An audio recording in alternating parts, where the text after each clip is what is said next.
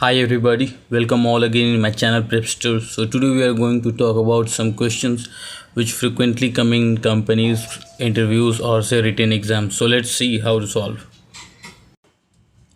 Okay, so let's begin with our first question. That is Rahul took a part in cycling game where 1 by 5 are ahead of him and 5 by 6 are behind him, excluding him. Then the total number of participants are. तो simple सा question है कि अगर 1/5 लड़के आगे हैं और 5/6 लड़के पीछे हैं उसको छोड़ के, तो टोटल पार्टिसिपेंट्स कितने हैं। तो इसको कैलकुलेट करने के लिए सिंपल सा फॉर्मूला है कि 1/6 अगर आगे हैं और प्लस 5/6 अगर पीछे हैं, तो टोटल नंबर ऑफ जो प्लेयर्स होंगे वो होंगे x, और एक्सक्लूडिंग हिम है इसलिए इसमें हम +1 करेंगे। ये थोड़ा सा एक ट्रिक है, इसको आपको ध्यान देना पड़ेगा। अगर आप अब इसको कैलकुलेट करेंगे तो ये आएगी LCM 30 6x plus 25x is equals to x plus 1, that is 31x is equals to 30x plus 30 and is equals to x is equals to 30. So the total number of player is equals to x plus 1. So what is it? It is 31. So you can write the answer, that is 31. It's here. So let's see our next question. What is A and B started a business in partnership by investing 20,000 and 15,000 respectively. After 6 months, C joined them with rupees 20,000. What will be the B shares in the total profit of 25,000 earned? ऐसे questions को हमें simple करना होता है, क्योंकि देखो क्या होता है कि जब से वो आए होते हैं और जितना उनका पैसा होता है उसको मल्टीप्लाई करके रेशियो निकालते हैं।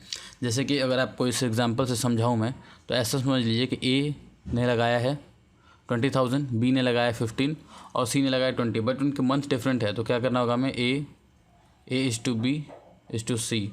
और वो कैसे, ए का मनी इनटू टाइम, ऐसे ही मनी इनटू टाइम, ऐसे ही मनी इनटू टाइम। तो ए की जो टोटल जो उसने पेमेंट किया है वो है 20,000, और कितने टाइम के लिए उसने करा है वो है 20 शेयर्स टोटल प्रॉफिट, क्योंकि 2 साल का है तो इसमें हम लेंगे 24 ऑफ मंथ। यहाँ पे हम 1 और 1/5 भी ले सकते हैं सिंपल कैलकुलेशन के लिए। तो रेशियो के लिए 15,000 इंटू, ये भी स्टार्टिंग से है, लेकिन जो सी है वो 6 महीने बाद आया, तो उसके लिए हम क्या करेंगे 20,000 multiply by its simple 12 6 18। So let's get ratio, क्योंकि मैंने कैलकुलेट कर रखा है। तो ये है 4:3:3। अब जो टोटल शेयर्स होंगे, टोटल जो प्रॉफिट हुआ है 2 साल के बाद वो है 25,000। तो अब इसमें प्रॉफिट कैलकुलेट करने के लिए सिंपल, अगर बी का शेयर्स पूछा है क्वेश्चन में, तो टोटल इसे हम 10 पार्ट में अगर डिवाइड करके और 3 से मल्टीप्लाई कर दे तो कितना होगा, बी का शेयर्स होगा 25,000 into 3/10। So what it's total become, it's 7,500. So option B is the correct answer. Apple is coded as 17735 and cow is coded as 365. Then what is the code of orange? Simple, अगर आपको थोड़ा सा भी अगर आप इसमें अपना दिमाग लगाते हो तो आप एक पैटर्न जरूर दिख जाएगा, क्योंकि ए के बाद पी 16th होता है, तो आपको क्या लिखना होगा, ऐसे सिंपली आप अगर ABCDE यहाँ से आपको सिंपल मिल गया।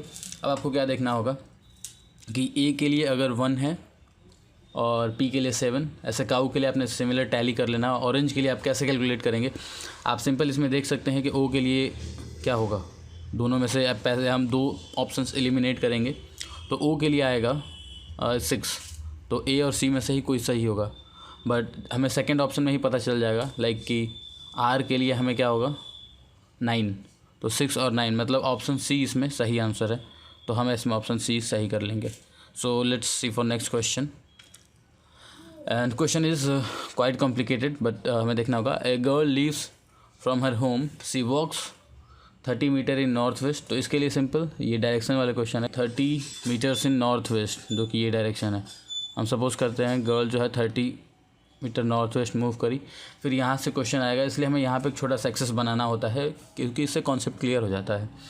30 मीटर्स इन साउथ वेस्ट, जो कि इधर आएगा, फिर उसके बाद से क्वेश्चन है कि उसके बाद फिर वो मूव करती है 30 मीटर इन साउथ ईस्ट, जो कि ये है। पूछते हैं उनका लास्ट क्वेश्चन कि लास्ट में जो उसकी डायरेक्शन होती है घर जाने के लिए वो क्या होगी। तो ये वाली डायरेक्शन जो है उसकी घर वाली होगी। तो ये जो डायरेक्शन होगी आपको पता है नॉर्थ ईस्ट, तो नॉर्थ ईस्ट जो है इसका करेक्ट आंसर होगा। बहुत सिंपल क्वेश्चन है, how many numbers are divisible by 4 between 1 to 100। इसके लिए एक सिंपल सा फॉर्मूला होता है AP सीरीज़ का। ऐसे आप समझ लिए A of n equals to A plus n-1 into D. ये सिंपल फार्मूला है। इसमें क्वेश्चन आप ऐसे कैलकुलेट भी कर सकते हैं जुबान से भी, लेकिन थोड़ा सा इसमें गड़बड़ क्या हो सकता है, how many numbers are divisible by 4 between 1 and 100। आपको याद रखना है 100 इसमें से एक्सक्लूड करना है। तो इसमें लास्ट जो टर्म होगा जो A of n है वो है 96। ए जो होगा क्योंकि 1 2 3 4 ही पहला नंबर होगा, तो इसमें ए जो आएगा वो होगा 4। और डी जो होगा क्योंकि डिफरेंस भी 4 होगा, क्योंकि डिविजिबल जो भी होते हैं 4 से ही होते हैं। और हमें इसमें पता करना होगा n, तो आप इसमें सिंपली 96 पुट करके इस फार्मूले में इक्वल्स टू 4 प्लस n-1, इसको हम रहने देंगे ऐसे ही। और डी कैलकुलेट करने के लिए यहाँ पे 4 लिख देंगे। तो अगर इसको हम n कैलकुलेट करेंगे तो ये हो जाएगा 92। और अगर 4 से डिवाइड कर देंगे तो 92 को अगर हम 4 से डिवाइड करेंगे तो वो होगा 23। तो 23 equals to n-1, then n equals to 24। तो 24 इज़ द करेक्ट आंसर। आप इसको नेक्स्ट जो क्वेश्चन है वो है कि there are 6 volume of books on a rack kept in order, that is volume 1, volume 2 and so on. Give the position after following changes were noticed. All book have been changed. Volume 5 was directly to the right of volume 2. Volume 4 has the volume 6. It is left. Both were not at the volume 3 places. Volume 1 has volume 3 on its right and volume 5 on its left. And even number volume is at volume 5. Find the order which books are kept now. So let's see. 1 2 3 4 5 6 पहले ये situations थी। अभी के according जो इनका पहला जो statement है उसके अकॉर्डिंग क्या है कि volume 5 was directly right to the volume 2। थोड़ा सा कॉन्सेप्ट लोग घुमा के देते हैं, volume 5 was directly right exactly. तो वॉल्यूम अगर हम ऐसे सिंपल समझते हैं, अगर ये वॉल्यूम 2 है तो डायरेक्टली राइट, तो इसका जो राइट होगा उधर, मतलब ये वॉल्यूम 5। ये ऐसे ही कुछ सेट करेंगे। उसके बाद से क्या होता है कि अब जो इनका नेक्स्ट जो टर्म है वो क्या दे रखा है कि वॉल्यूम 4 है वॉल्यूम 6 टू इट्स लेफ्ट, मतलब वॉल्यूम 6 जो है वो वॉल्यूम 4 के लेफ्ट में है, right. And both were not at V3। तो हमें एक फॉर्मूले के लिए लिख लेना है कि वो V3 की जगह पे नहीं होंगे। और volume 1 has volume 3 on it's right and volume 5 on it's left. तो इसको हम ऐसे लिख सकते हैं कि अगर वॉल्यूम 5 लेफ़्ट में है तो यहाँ पे फिक्स है कि यहाँ पे ही V1 होगा। तो ये एक तो सेटअप फिक्स हो गया हमारा, वॉल्यूम 1 जो है यहाँ पर फिक्स हो गया। बाकी ये 2 बचे हैं, बट ये क्या है कि अगर हम इन्हें यहाँ सेट करेंगे, बट इन दोनों में से कोई भी V3 की जगह पे नहीं हो सकता। तो अगर ये तीनों इधर शिफ्ट हो जाते हैं तो इधर मिसप्लेस हो जाएंगे, और इनको हमने इधर शिफ्ट कर दिया तो ये भी मिसप्लेस हो जाएंगे। तो अभी सिंपल सा हमारा क्या बचता है, V1 V3। तो ये आ गया वॉल्यूम 2, वॉल्यूम 5, वॉल्यूम 1 और फिर वॉल्यूम 3, और लास्ट में ये आते हैं वॉल्यूम 6 एंड वॉल्यूम 4। तो ये पैटर्न आप अगर आपके 2-3 ऊपर वाले भी पैटर्न आ गए तो उससे भी आप मैच करके देख सकते हैं, जो कि ये पैटर्न है। अगर हम यहाँ पे लिखने की कोशिश करें तो आता है 2 5 1 3 6 एंड 4। ये पैटर्न होगा जिस पे सारी बुक्स रखी गई हैं। सो हम नेक्स्ट क्वेश्चन देखते हैं। ये है कि out of 5 men and 3 women a committee of 3 members is to be formed and that is 1 woman and 2 men। in how many different way can it be done। So simple question है, 5 main से 3 women से एक committee बनानी है 3 members की। उसमें ज़रूरी है कि 2 मेन और 1 वीमेन रहेगी। तो ये सिंपली कॉम्बिनेशन का क्वेश्चन है। हम इसको सिंपली ऐसे सॉल्व कर सकते हैं कि 5C2, क्योंकि 5 मेंस में से 2 लोग चाहिए और मल्टीप्लाई करके 3 वीमेंस में से उन्हें 1 चाहिए। तो NC1 इक्वल्स टू, ये तो डायरेक्टली 3 हो जाएगा, और 5C2 इक्वल्स टू होता है n इंटू n-1 ऐसे करके फार्मूला है। तो 5 इंटू 4, आई होप कि आपको ये चीज़ याद होगी।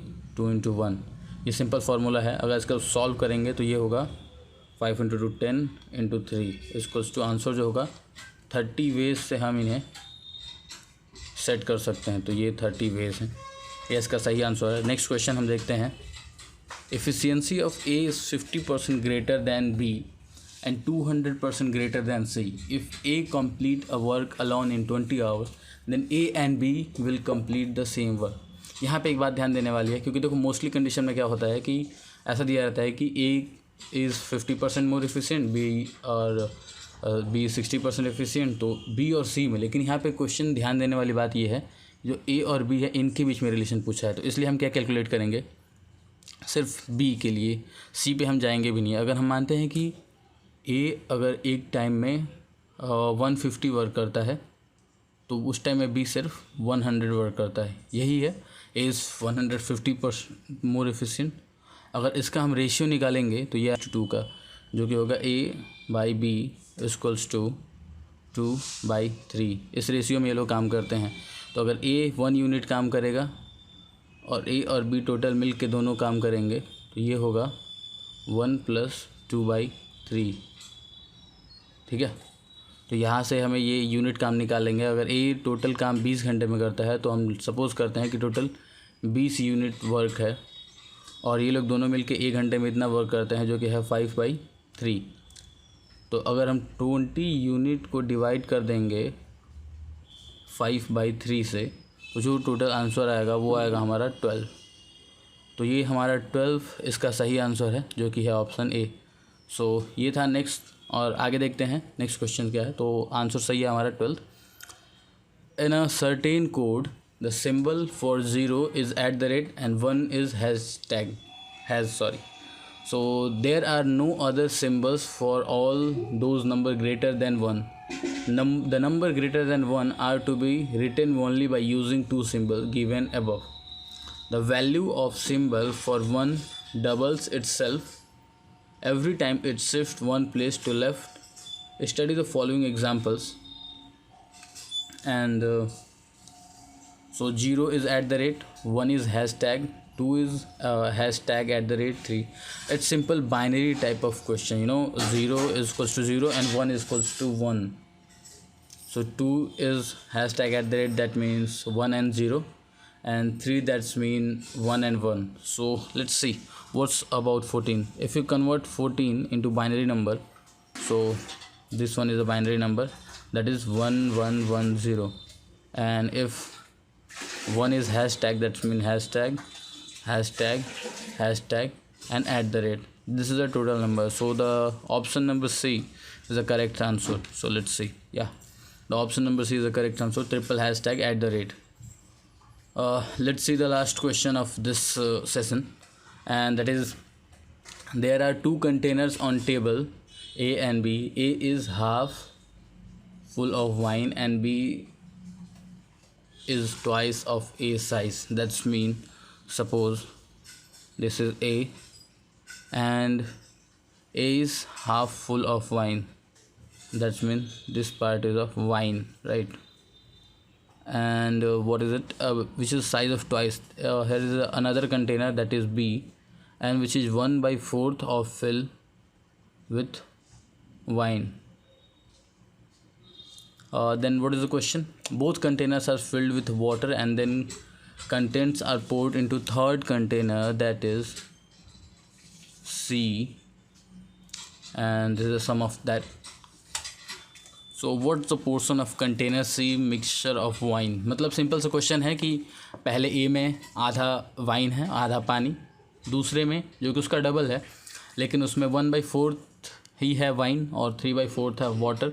तो पूछ रहा है कि सी में कितना वाइन होगा। अगर हम सपोज़ करते हैं कि ये है ए, दैट्स मीन वो दिया ही है ए, बी और सी। अगर इसकी स्टोरेज कैपेसिटी x है, तो अगर इसकी स्टोरेज कैपेसिटी x है, तो इसकी स्टोरेज कैपेसिटी है 2x और इसकी स्टोरेज कैपेसिटी है 3x। तो पूछ रहा है कि 3x में से कितना परसेंटेज वो वाटर है। तो अगर हम यहाँ पे लेट करते हैं कि इसमें हाफ ऑफ x जो वाइन है, यहाँ पे 1/4 of into 2x of wine है, तो पूछता है कि 3x में कितना होगा वाइन। तो इसको सिंपल कैलकुलेट करने के लिए हम क्या करेंगे, ये इसमें टोटल x वाइन है तो x by total volume of C, तो x जो है फुल वॉल्यूम है, टोटल वॉल्यूम ऑफ, तो ये रेशियो आता है 1/3 and that is it's 1/3। I hope you got the all answers and अगर आपको कोई भी प्रॉब्लम है तो आप कमेंट में पूछ सकते हैं। नेक्स्ट हम ऐसे बहुत सारे सेशंस लेने वाले हैं और ये प्रिपरेशंस के लिए क्वेश्चंस हैं। आई होप आपको ये सारे क्वेश्चंस पसंद आए होंगे। हम आगे ऐसे लेवल इंक्रीज़ करते जाएंगे जो कि आपको प्लेसमेंट्स में डेफिनेटली हेल्पफुल होंगे। अगर आपको कोई भी समस्या है तो कमेंट में क्वेश्चन पूछ सकते हैं।